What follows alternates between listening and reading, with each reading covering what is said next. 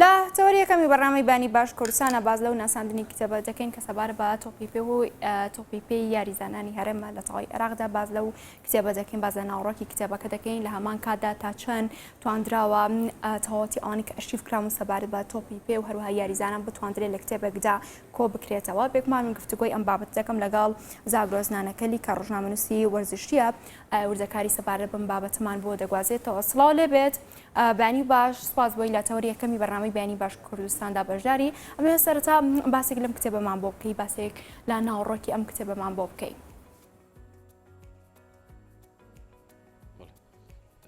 زۆر سپاس بانی باش و بانی باش بۆ تۆی بەڕێز و هەردوو بەڕێزان و میوانە بینێرانی بەڕێز. بێگومان کتێبی کورد لە تۆپیپێ عێراقدا کتێبێکە بە ماوەی نزیکەی 7 ساڵە من و هاوکارەکەم سەگەرزرار پێکەوە سەرقاڵی بوون ئەو یاریزانانەی کورد لە کوردستانی باشوور دەڵێم بەمبەستمە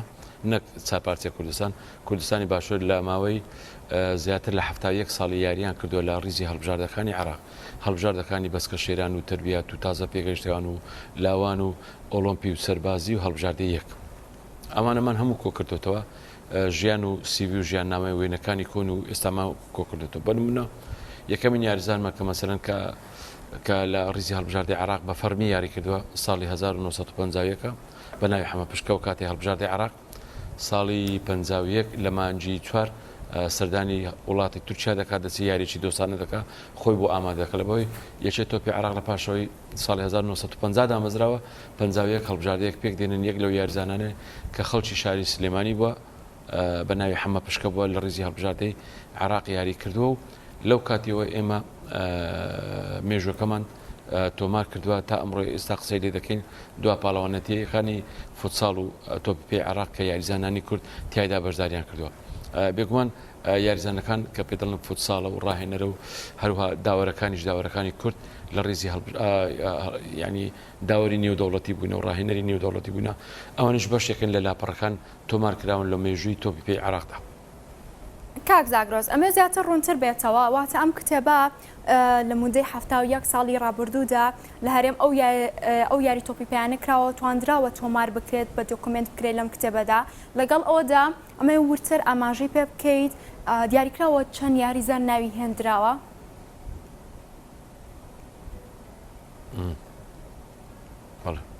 ببرە دەنگەکەت بچڕا دەنگ زۆر کزە خاتون هەروە دەنجت پسرای ئێستا جەم لە دەنگ نییە. کاک زاگرۆز ئەمە پرسیارەکەم دووبارە بکەمەوە تۆ ئاماژە بۆ کرد نزیکەی 71 ساڵ کە تۆپیپێ لە هەرێمی کوردستان ئەنجام دراوە لەم کتێبەدا توانراوە تۆمار بکرێت لەگەڵەوەدا چەند یاریزان ناوی هێنراوە ئایا ئەم وردەکاریانە تا چەند گرنگی پێدراوە لەم کتێبە؟ باش بەڵێ بێگومان لە هەرێمی کوردستان لە عێراقا لە خانەقین و مەندەلی و بەدر و زەسام و لە بەغدا و لە شارەکانی تری عێراق کە کورد زۆرن مەسەرەن بۆ نمونە زۆربەی بەشی شێری لە کوردە برافێلەکانمان لەو کتێبە تۆمارکرا برای یەزیدەکانمان هەروە لە کوردەکانی تری شارەکانی تری بەدرە و جەسان و کووت و دەگەڕێتەوە تەنانەت کورد یاریزانمانە بۆ لە بەسڕا بووە لە بەغدا بووە لە مووسڵ بووە لە کەرکووک بووە لە سلێمانی بووە لە هەولێرە لە شارەکان لە تکریت بووە ئەوانە لە ڕیزی هەڵبژاردەکانی عێراق یاریان کردووە. ڕیزی هەڵبژاردەکانی عێراق چۆنە؟ تربیات دەگرێتەوە، بەسکە شێران دەگرێتەوە، لاوان دەگرێتەوە، تازە پێگەشتوان دەگرێتەوە، هەڵبژاردەیەک دەگرێتەوە، ئۆلۆمپی دەگرێتەوە، هەڵبژاردەی سەرباز دەگرێتەوە، هەڵبژاردەی ڕەدیف دەگرێتەوە تا هەڵبژاردەوە هەموو هەڵبژاردەکەنەوە. سەبارەت بە پرسیارەکەی جەنابەت یاریزانەکانی هەرێمی کوردستانی هەموو عێراقن ئەم بەس کوردن بەڵام لە نێوان 210 هەتا 200 تقریبا 25 یاریزانی کورد لە مێژووی ئەو 71 ساڵەی لە ڕیزی هەڵبژاردەکانی تۆپیپێ عێراق یاریان کردو ئەوجا فوتساڵیشە سەرڕایەوەش ڕاهێنەرمان هەبووە کورد بووە مثلەن داوەرمان هەبووە کورد وەکو سڵاح محەممەد کەریممان هەبووە فاروق تۆفیق ڕەحمەتیمانەوە ئەوانەمان عینەن بە هەمان شێوە داوەری نێودەوڵەتی بوونە ناوژمان نێودەوڵەتی بوونە چونە یاریان کردووە لەو کتێبەی شوێنی خۆیان کراوەتەوە. بەڵێ کاک زاگرۆز ئەمەژە بۆ کرد 230 یاریزانە تەواوی عێراقدا ناوی لەم کتێبەدا نووسراوە. منەمێ بزانم دیاریکراوە منە چەندی خانم بووە چەندی پیاوان کە یاریان کردووە ناوی یاریەکان بە تەواوەتی تۆمار کراوە. بەڵێ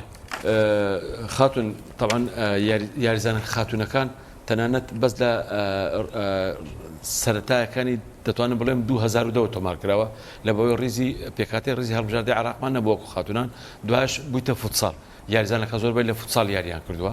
بۆیە مێژوە کۆنتۆکە بە شێرەکە دەکەوێتە بەر پیاوەکان بەڵام ئی خاتونەکان دەتوانم بڵێم لە 2010 چکەوە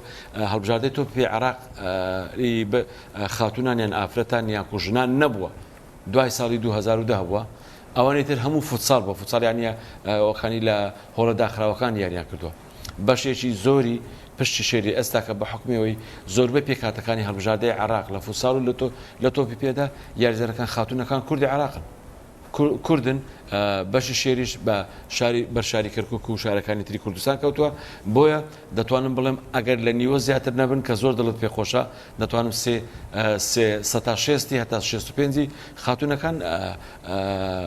کتابەکەی ئێمەیان داگیر کردووە لە مێژوو لەبەرەوەی ئەوان بووینە بەشی شێری لە پرۆسەکە و لە دوای ساڵی 2010 بۆ ماوەی 12 ساڵی خاتونێکی زۆر بەڕێز وەکو جەنابتان لە ڕیزیەکانی هەڵبژاردەکانی فوتساڵ و تۆپی عراق یاریان کردووە بۆیە دەتوانم پێت بڵم لە سەروی 6 دەبێت ئەگەر زیاتر نەبێ باڵێ لە سەرای قسەکاندا ئەمەژە بۆ کرد کە نزیکەی 7 ساڵ لە ئێوە سەرقاڵی ئەم کتێبن منەمێ بزانم توانراوە هەموو زانیارەکان سەبارەت بە تۆپی پێ و هەروەها یاریزانان بە تەواوی لارمی کوردستان و هەروەها عێراقیش بتواندرێت لە کتێبێکدا کۆ بکرێتەوە توانراوە زانیاریەکان بە وردی بێت تا چەند دەوروبەر هاوکارتان بووە لەوەی کە بتوانن زانیاری بە تەواوەتی بەردەست بخەن سەبارەت بە هاوکاری بێگومان وەزارەتی ڕۆشنبیری بە ڕێوەتی کشتی خودی بەڕێز مامۆستا خەلیل عەبدوڵڵا بەڕاستی ئەو هاوکاری سەرەکیمان پاپشمان بۆ بتوانین کتابەکە چاپ بکەین لە حکوومەت هەرێمی کوردستان بەڵام وەکو هاوکاری تەنانەت خودی یاریزانەکان و ڕاهێنەرەکان و داوەرەکان بوونە هاوکاریان کردن بەڵام ئەوانەی کە کۆچی دوایان کردووە خۆمان بە دوایان گەڕانە بەڵام کێشەکمان هەبوو کێشێکی زۆر سەرەکیمان هەبوو لە ئامادەکردن و نووسینەوەی ئەو کتابەیە زۆربەی یاریزانەکان بەداخەوە کە دەڵێن بەداخەوە بەهۆی باڕێکردنی زەمن و تەمەن ئەوانە یادگاریەکانیان داتایەکانیان بە تەواوی لەبیر نەمابوو بۆیە من و هاوکارەکەم دائیمەن هەردەم بە دوای داتایەکاندا دەگەڕانن بە ورتر و زیاتر باشتر قوڵتر ببینەوە لە قەزیەکان لەبەرەوەی خۆت دەزانی مەسەلەی مێژوو مەسەلەیەکی بەر لەوەی کە ینی دیکۆمێتکاریە ئەخلاقیشە دەبێتەوە زۆر ڕاستانە و زۆر بێرانە ئیش لەسەر ئەوەکە بکەیت من بۆ نمونە بۆ جەنابەت باز دەکەم سەرەتا کتابەکە من زیاتر کارم لەسەر کردووە لە هاوکارەکەم زیاتر کاری لەسەر ئەوەکەی ئەوەی زیاتر یاریزانە نوێەکان کردووە بە نمونە یاریزانەکان زۆربەی هەندێکیان لە ئەوروپانە هەندێکیان لە ئەمریکانە ئێستا جێنشینی ئەمران زۆربیان کوردی فەیلەکانمان بوو بە تەواوی کوردەکان 100% باشتر نەبوو کە ئێستا خوێنەرێک بە تەواوی لە کتابەکە بکات ناچار و دیمانەکە و ئەنتەرویۆکەم بە زمانی عەرەبی لەگە دەکردن دوای لە پاشوێک کە بە زمانی عەرەبی ئەنتەرویۆکەمان دەکرد دوای تەفریقمان دەکرد بەتاڵمان دەکردەوە تەرجمەمان دەکردەوە اینجا پاکسازی و وەکو بڵێ زمانەوانیەکەمان بۆ چاک دەکرد و ئەنجا دووبارە دەماخستە سەر ڕووپەی لاپەڕەکان ئەنجا پێداچوونەمان لەگە هاوکارم کاک سەنگەر پێکەوە دەکرد تا بگەینە ئەنجامێکی باش هەم داتایەکان هەم مێژوەکە هەم زمانەوانی هەم ڕووکەشێکەوە ئەنجا سەرڕای ئەوەش زۆربەی یاریزانەکانی کە کۆنەکان زیاتر ئەمە کارمەسە کرد بوو کە کارمەسە کردمان بەستم ئەوە نیە بن بەتەنیاومە کلاسیکەکان وێنەیان کەم بوو وێنەی دیکۆمنتیان کەم بوو بەڕاستی وێنیان نەبوو دەگۆ ئەو ڕسمم هەیە لە ڕیزی هەڵبژاردەی عراق یاری کرد بوو ئەوەندە گوناح بوون ئەوەندە غەدریان لێ دەکرێت لەسەر دەمی خۆشە تەنانەت زۆر زارن وێنەیەکیان پێچاو نەبینە بوو بەڵکو وێنەیەکیان نەبووە ئەوانە چەند لەمپەرێک بوون لەبەر ئەوەی ڕێگر بێ لەبەر کتابەکەمان نەک بڵێن دوا بخە و ئیلا نەمان دەتوانی دیکۆمنتەکە واخۆت مێژوەکە 100% بدەینە خوێنەری بەڕێز بۆیە کۆڵمان نەدا قچێک خۆمان تاقی کرد تا بتوانین بگەنە سەر چاو ڕاستەکانیش کتە هەموو کتابەکیش ئەلکەمال لله تەواوی گەورەی تەنها بۆ خوای گەورەیە ئێمە لەوانەیە دەتوانین بڵێم لەوانەیە لە ساڵێکە لە مانگێکە لە شوێنەکە هەڵەشمان هەبێتن بەڵام دەتوانم بڵێم بەجنێت و بە بینێرانی بەڕێزراگرم سەروی 195 کۆنتترۆلی هەموو زانیاریەکان و داتایەکانمان کردیە بتوانین بۆ ئەوەی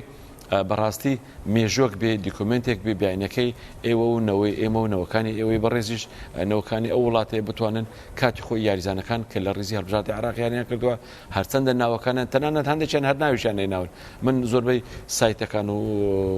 بابەتەکانی عربیم کردی تۆ ناوی یاریزانە نێناوکە لە ڕیزی هەڵبژاردی عراقی یاری کردووە بەداخەوە ئەمە ئەوە کارانش دەبین بەڵام خودی یاریزانەکانیش بە خۆیان کە لە لای ئێمە زۆربای زۆریان باسییان کردووە لە چەند هۆکارێکی زۆر سادە و ساکار غەدریان لێکردوون لە ڕیزی هەڵبژاردی عراق دووریان خستنەوە یاریان پێ نەکردوون بەڵکو تەنانەت بەس بانجیان کردن و مەشق و ڕاهێنانیان پێکردوون ئەوانە چەند لە چیرۆکی ئەو کتابەی کورد لە تۆپی پێ عراقدا هەموو باس کراوە وەکو خۆی بەس بە ئەمانەت و بە ئەخلاق باسکەوە من حەز دەکەم ئەگەر جەنابەت پرسیارت نەبێت تەورێک کە گرنگتر هەیە لەو کتابەی باسی کەم کارمان لەسەر ئەوەش کردووە بەڕاستی بۆ نمونە یاریزانەکان لە ڕیزی هەڵبژاردی عراق مەسەلەن باوک و کچمان هەیە کا قاسم زەمیل لە کەرکووکە و ئیسرای کچی ئەو باوکە مدەڕیبە ئیسرای کچی ڕاهێنە یاریزانە حەنان و ئیلافمان هەیە خوشکن شەنگە و حەنان و ئیلاف تەحسین خوشکن شەنگە و شەیما عەلی ئەوانش خوشکن برایەکان هاوار و هەڵگورد مەلا محەممەد ئەوانە برانە بەسەرچە ئەوە کتێبەکەم لەلایە فەرموسیرکن ئەگەر برادران ئەوە بکەن مەسەن هاوار مەلا محەممەد و هەڵگورد مەلا محەممەد ئەوانە برانە سڵاحەدین و هەردی سیامەند ئەوانش برانە هەروە هۆزان و هیریان برانە کوڕی ئەحمەدینە عەلی و یوسف کاروان ئەوانش برانە طبعا سێ یاریزانمان هەیە برانە لە ڕیزی هەڵبژاردەکانی عراقییان کردی ئەوانش محمود ئەسەد و عەبدولسەمەد ئەسەد و عەبدولسەحاب ئەسەد ئەوانە کوردی فەیلینە لە بەغدانیش دەجێبنە ئێستا لە تاراوگە دەژین هەندێک یاریزانمان هەیە خاتون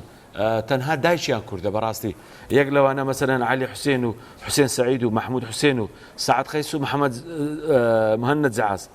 هەروە یاریزانمان هەیە باوکو کوڕن مەسەلەن قاسم محەممەد گۆڵچی نادی زەورا بوو پێیان دەگوڵ ئەبوو حەمرا کوڕەکەی ناوی محەممەدە یاریزانمان هەبووە لە ساڵی شێستەکان هەفتاکان لە هەڵبژاردی عراق یاری کردووە شاکر عەلی بۆ ئاخرێش کوڕەکەی یاری دەکرد بە ناوی سەلام شاکری ئەوانە چەند داتایەکن بە وردی زۆر کاری لەسەکراوە لە دوتێ ئەو کتابێدا دەتوانن زیاتر ڕوونکردنەوە و چرتر و باشتر و زیاتر بەڕاستی بیخوێنەوە بابەتی زۆر بە پێسمان کار لەسەر ئەوەی کردووە بتوانین نەک لەبەرەوەی کە ناومان لەسەر کتابەکە هاتووە ناو گرنگ نییە بۆ مرۆڤەکان بەڵام مێژوو بۆ گرنگە بۆ ئێمە بتوانین هەمومان چرایەکی جوان بین بۆ تاریکستانی وڵاتەکەمان ڕۆشن بکەینەوە تا لە ئایندە بتوانین هەمومان ئەو نەوانەی خۆمان لە هەر بوارێک تۆ لە بواری خۆت من لە بواری خۆم سیاسێک لە بواری خۆی ڕامیارێک لە بواری خۆی ئابوورێک لە بواری خۆی بتوانین ئەرشیفی وڵاتەکەمان کۆ بکەینەوە لە مۆزەخانەیەک دای بنێن دوای بتوانین کاری لەسەر بکەین بیکەینە مێژوو بۆ نەوەکانی خۆمان باسی کەین و بتوانین خزمەتی وڵاتەکەمان بکەین لەو بوارێ تێدانا بەنمونە من پێ دەڵێم کەس هاوکاری نەکردوونە یەک کەس هاوکاری نەکردێت تەنانەت ئەو برا بەڕێزەی کا خەلیل باسم کە خەلی عەبدوڵڵا لە وەزارەتی ڕۆشنبیری لەگە هاوکارەکەم کاک سەنگەر چوونێ لای کە زۆریش قورس ئیشمان لەسەکرددانا ئەمێ بێ مەسەر بابەتی ئەو ئاستەنگ و بربەستانەی کە هاتووەتە بەردەم ئێوە لە کاتێکدا کە ئەم کتێبەتان ئامادەکردو و نووسیوتان هەمیشە بازەوە دەکرێت لە هەرێمی کوردستان لە هەر بابەتێکدا تاکێک بێت کتێبێک دروست کات یاخود کتێبێک ئامادە بکات بازەوە دەکات کە ئەرشیفی لاوازە مێ بزانم کە ئێوە ئەم کتێبەتان ئامادە کردووە ئەو ئاستەنگ و ڕێگری و بربەستانە چی بوون؟ بەڵێ خاتون من لە دوێنێ لە پرس کۆنفرانسەکەش باسم کرد شکست لە لای من چاروشەیە تەنها چاروشەیە مەحاڵیش نێ لە ژیاندا بەڵام هەوڵدان هەیە هەوڵدان مەسم بۆ نمونە من بە نمونەی زۆر سادە و ساکار ببینمە ئێستا جگەلەوەی لەگەر هاوکارەکەم سەنگەر زرار پێکەوە کتابێکمان ئامادە کرد و کتابیش کەشمان لە بەردەستای خلاصمان کردووە تەنانەت سپۆنسەرێکی دەوێت نەوعەن مادەیشی دەوێت تا بتوانین خلاصی کەین و بە چاپی بگەینین ئێستا خودی خۆم من سێ کتابم ئامادەیە جگەل لەو کتابانە ئێستا سێ کتابم لەسەر مێژووی کورد میدیای وەرشی کوردی بە ئەنسیکلۆپیدیای میدیاکارانی وەرشی کوردستان ئەو هەر چار پارچەی کوردستانە هەر هەموم ئامادە کردووە تەنانەت مێژووی میدیا وەرشی جیهانیشم ئامادە کردووە لەوانەیە بینێریشیان جەنابیش لا سیر بێ بڕوا بکە زیاتر لە 18 ساڵە کاری لەسەر دەکەم و تاوام کردووە ئەگەر دەستگاکەی جەنابێت ئەگەر هەر کەسێک حکومەتە حزبە ڕێکخراوێکی مەدەنیە نیشتیمانیە ڕێکخراوێکی خزمەت گوزاریە دەوێت کتابەکان چاپ بکە من بە بەڵگە پێی دەڵێم ئەو کتابانێک کە من دەیدەمێ سێ کتابە زیاتر لە نێوان هەر کتابێکی لە نێوان 600 لاپەڕە مێژووی چارپارچەی کوردستان نووسراوەتەوە بەبێ جیاوازی جگە لە کتابەکەی کە لەسەر باسی مێژووی میدیای ورشی جیهانی دەکاتن دەفەرمو با ئەوەی لە کەناڵەکەی بڕێستەوە بەنگاوازێک بۆ هەموو ئەوانە دەکەم کە وەرزش دۆستن میدیای ورزشیان خۆش دەوێت بابێن ئەوەیە مێژویان خۆش دەوێت ئاگدایانەوێ بەیانەکەی سەرۆکی حکوومەت و سەرۆکی پەرلەمان و سەرۆکی ئەنجومەنی وەزیران و سەرۆکی هەرێم و هەر بەرپرسێک و هەر بەڕێزێک لەو وڵاتی کە کار دەکات بڵێن ئەگەر مێژووی میدیای ورشی مێژووی ورشەکەتان چییە کتابەکەی منی بداتە دەستی کتابەکەی پێشکەشکە بڵێ ئەو مێژوەکەیە زۆر بە ئەمانەتەوە بە ئیتیکە و نووسراوەتەوە ئەو 18 ساڵێک کە کارم لەسەر کردووە تەمەنی خۆم لەسەدانە ئەو منەت نییە من گوڵێکی بچووکە پێشکەشی ملەتەکەی خۆمی دەکەم بەڵام دەبابێنە پێش بابزانن ئەو کتابانێ لەمپەرەکان زۆرە بەڕاستی بە تایبەتی ئەو قەرانە دارایانێ ئەو شەڕانە یەک لە دوای یەک لە تووشی وڵاتەکەی مەبووە بەداخەوە یەکەم شکست کە تووشی بووە مەسەلەی کتاب چاپکردنە بەڵێ بەڵێ کاک زاگرۆس ئێوە ڕۆژنامەنووسی وەرزشین لە پلانتان دا ینی بەدەر لە تۆپی پێ بە دیاریکراویکەوە ئاماژەتان پێ کردووە یاریەکانی دیکە بە هەمان شێوە لە کتێبێکدا دۆکمنت بکەن بەڵێ ئەمە پرسیارێکی زۆر جوان بوو دەست خۆش حەز دەکەم حەزم دەکرد ئەو پرسیارە لە سەرەتای بەرنامەکە بتکردایە بێگومان دەگەڕێمەوە هەمان پرسیارەکەی پێشە خۆی جەنابێت لە خۆت دەکەمەوە پرسیارێک بۆ خۆی دروست دەکاتەوە ئەویش ئایا ئەگەر لەمپەرەکان و مەسەلەی قەیرانەکان نەبی بەڵێ کاری لەسەر دەکەین خوا یار بێت تەمەم بدا بێگومان بۆ ئیشمان لەسەر تۆپی پێکرد لەسەر یاریەکانی کەمان نەکرد ئەوە جیاوازی نیە نەخێت لەبەرەوەی تۆپی پێ زۆرترین بەشی شێری لە یاریەکان کە بەرکەوتە بۆ نمونە دەتوانم بڵێم چەند یاریەک تۆپیمان بەتەنێک کتابێک تەواو کردووە ئێستا 300 لاپەڕی ماوەکە بەشی دووەم ئیش لەسەر بکەین ئەمە یەکێ دوو مەڵام دەتوانم پێ دڵم مشتە کۆڵە لەوانەیە ملاکەمە یان مەسەرەن زۆران بازی چەند یاریەک دەتوانین لەوان 7 تا 8 دیاری کۆ بکەنەوە لە کتێبەکە کۆ بکەنەوە بەڵام تۆپی پێ بە دوو کتێبش خلاص نەدەبوو بەڵام ئێستاش دووبارە پرسیارەکەی جەناب دەکەمەوە ئایا وەکو سپۆنسەرێک وەکو هاوکارێک و پاڵپشتێک بۆ شخصی خۆم نا من پێویستم بە هیچ نە لەخوا بەزیابی بۆ کتابەکان ئایا کەس دێتە پێشەوە بتوانانی هاوکارمانبی تا ئێمە کار بکەین ئێمە هەوە لەسەر دەوامەوەی خۆمان لەسەر ماندیبوونی خۆمان وەکو فەرمانبەرێک لەسەر قوتی منداڵەکانی خۆمان ئەو کارانەما کردووە و لەگەر هاوکارم کاک سەنگەر حەزم دەکرد ئەویشتان لەگەڵ بایە بڵێ ئەو کتابەتان دەرکردووە لە دوێتۆی 504 لاپەڕە جگە لەوەی کە ئێمە بەسپاسە وەزارەتی ڕۆشنبیری ئەوەی هاوکاری کرد بە ڕێبەراتی کشت کاکاریکردنە پارەی خۆشمان لەسەدانەوە کە بەشێک کوالیتەکە لەبەرەوەی ئەو کاتێ ئێمە دەرخستەکەمان بۆ دەرچوو دەرخستەکە لە پاشەوەی ڕواستان ئێمە هەندێک زانیاریمان دەنووسیەوە لە پاشەوەی تەقدیمی چاپخانەکانمان کرد زیاتر لە نێوان ببوورە وەبزانم 7 تا 8 گەڵای زیاتر هاتە سەر سعری کتێبەکە لە بۆ چاپکردنەکە ناچار من و هاوکارەکەم پارەمان لە جیرفانی خۆماندا ناتە کتابەکە چاپ بکرێت یانەوە یەک لە کێشەکانە بەڕاستی بەڵێ زۆر سپاس بۆ کاک زاگرۆس نانەکەلی ڕۆژنامەنووسی وەرزشی سپاس بۆ زانیاریەکانت سپاس بەوڕێ سپاس بۆ ئامادەبوونی جەنابی